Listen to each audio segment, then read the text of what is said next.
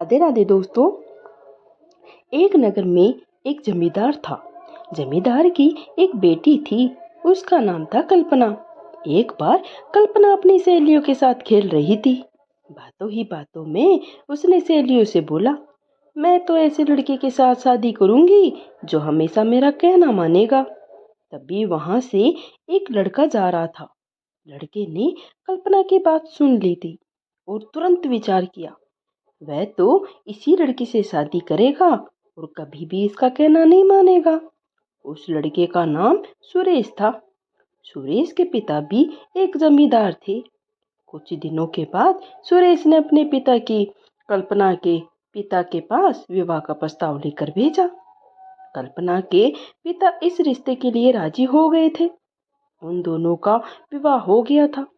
पहले ही दिन सुरेश ने कल्पना से बोला, एक बार तुम अपनी सहेलियों से बोल रही थी तुम उसी लड़के से शादी करोगी जो तुम्हारा कहना मानेगा, पर मैं तो तुम्हारा कहना नहीं मानूंगा। वह कल्पना को भला बुरा कहने लगा और मारपीट पर उतारू हो गया। कल्पना बोली, मैं तो आपकी धर्म पत्नी हूँ, आपको मेरा सम्मान करना चाहिए, फिर भी आप मेरे साथ मारपीट करना चाहते हैं। तो आपको मैं यह अधिकार तब दूंगी जब आप मेहनत से कमा कर लाओगे। और बोली, अभी तो आप अपने पिता के पैसों पर ऐश कर रहे हो। कल्पना की ये बात सुनकर सुरेश तुरंत नौकरी की तलाश में घर से निकल गया। रास्ते में सुरेश को आम का एक पेड़ दिखाई दिया। उस पेड़ के नीचे कई आम गिरे हुए थे। उसने उठाकर एक आम खाया और आम की एक गुठली को जैसे ही पेड़ के नीचे जमीन पर फेंका, वहीं पर आम का एक दूसरा पेड़ उग गया। ये देखकर उसने बहुत सारे आम बोरे में भर लिए और सोचने लगा, वह इन्हें बेचकर बहुत सारा धन कमाएगा। आम का बोरा लेकर वह आगे बढ़ा ही था कि उसे 3 आदमी मिल गए। उन्होंने आमों के बारे में उससे पूछा। सुरेश ने बोला, इन आमों को खाने के बाद इनकी गुठली को जमीन में रखने पर उनसे नए बड़े पेड़ उग जाते हैं। उन तीनों आदमी से सुरेश ने शर्त लगाई, यदि वे आम खाने के बाद उसकी गुठली से नया पेड़ उगेगा तो वे अपना सारा धन उसे दे देंगे, परंतु यदि पेड़ नहीं उगा तो सुरेश का सारा धन उन तीनों को देना होगा। परंतु सुरेश शर्त हार गया। दरअसल आम की गुठली से नया पेड़ आम के पेड़ के नीचे वाली मिट्टी में ही उग सकता था और ये बात उन तीनों को मालूम थी। शर्त हारने पर उन तीनों को सुरेश से पूरा धन और आम ले लिए। सुरेश उदास होकर रोने लगा। रात भी होने लगी। तभी दूर सुरेश को एक उजाला दिखाई दिया और वह उजाला वाली दिशा में चल पड़ा। वहां एक बुढ़िया का घर था। सुरेश ने बुढ़िया से बोला, माई, मुझे 3 आदमी ने ठग लिया और मैं बहुत थक गया हूँ, क्या मुझे यहाँ ठहरने के लिए जगह मिलेगी? बुढ़िया नेक दिल की थी। उसका कोई संतान नहीं थी। उसने सुरेश को रख लिया। वह तेल का व्यापार करती थी। सुरेश ने उसके व्यापार में हाथ बटाना शुरू कर दिया था। आम के पेड़ के रास्ते में गुजरे सुरेश को काफी समय हो गया था। सुरेश को ठगने वाले तीनों आदमी अब किसी और की तलाश में थे। तभी अचानक उन्हें एक घुड़सवार दिखाई दिया। उसके हाथ में एक बड़ी सी तलवार थी। उन तीनों ने घुड़सवार से भी वही शर्त लगाई जो सुरेश से लगाई थी। घुड़सवार ने थैले से एक आम निकाला और उसको खाया। दूसरे थैले से थोड़ी मिट्टी निकाली और जमीन पर रख दी और गुठली को उस जगह रखने से वहां एक नया पेड़ उग गया था।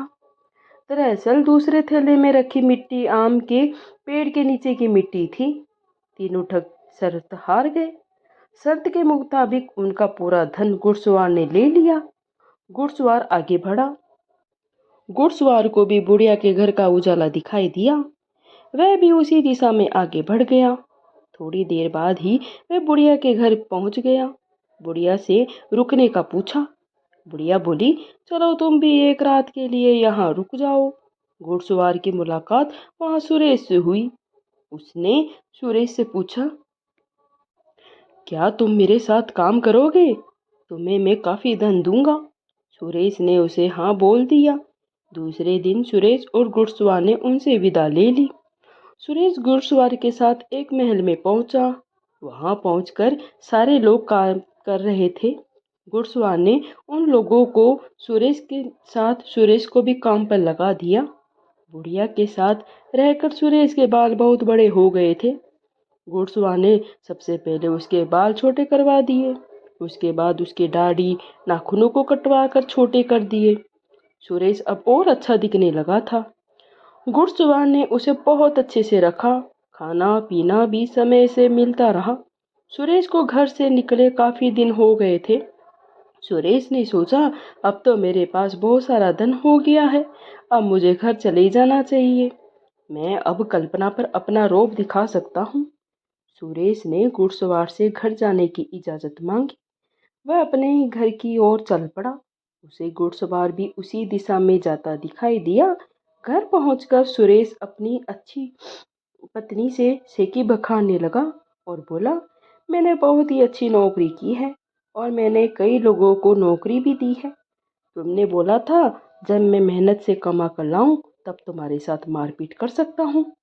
ऐसा बोलकर वह कल्पना को मारने के लिए हाथ उठाया ही था।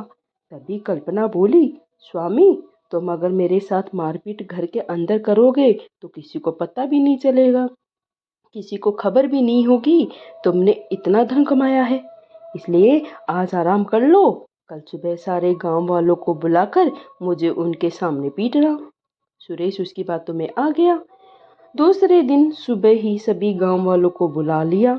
वहां भीड़ जमा हो गई। जैसे ही सुरेश हाथ उठाने की कोशिश की, पत्नी बोली, स्वामी, मैंने आपको बोला था आप मेरे साथ मारपीट तभी कर सकते हो जब तुम अपनी मेहनत से धन कमा कर लाओगे, लेकिन तुमने जितना भी दिन कमाया वह सब उस घुड़सवार की बदौलत है। कौन घुड़सवार? सुरेश आश्चर्य से पूछा। वही घुड़सवार जो आपको तेल का व्यापार करने वाली बुढ़िया के घर से वापस लाया। वही घुड़सवार जिसने तुम्हारे बाल दाढ़ी नाखून बनाकर तुम्हारे जानवर से इंसान बनाया। कल्पना बोली। पूरी सारी बातें सुनकर बोला, तुम घुड़सवार को कैसे जानती हो? ये बात सुनकर कल्पना ने एक थैले से बाल नाखून और कपड़े निकाल कर बोला, पहचानो, ये सब तुम्हारे ही है ना? मैंने ही घुड़सवार का वेश बनाकर अपने पिता की एक जागीर में तुम्हें नौकरी दी, नहीं तो तुम जीवन भर तेल का ही व्यापार करते। भीड़ के सामने सुरेश शर्मसार हो गया था। उसके हृदय की दुष्टता मिट गई थी। वह कल्पना के पैरों में गिर पड़ा। कल्पना उसे उठाती हुई बोली, तुम्हारी जगह मेरे पैरों में नहीं बल्कि मेरे दिल में है। इस तरह कल्पना की सूझबूझ से दोनों हंसी खुशी रहने लगे। दोस्तों, कहानी यहीं समाप्त होती है। कहानी सुनने के लिए धन्यवाद।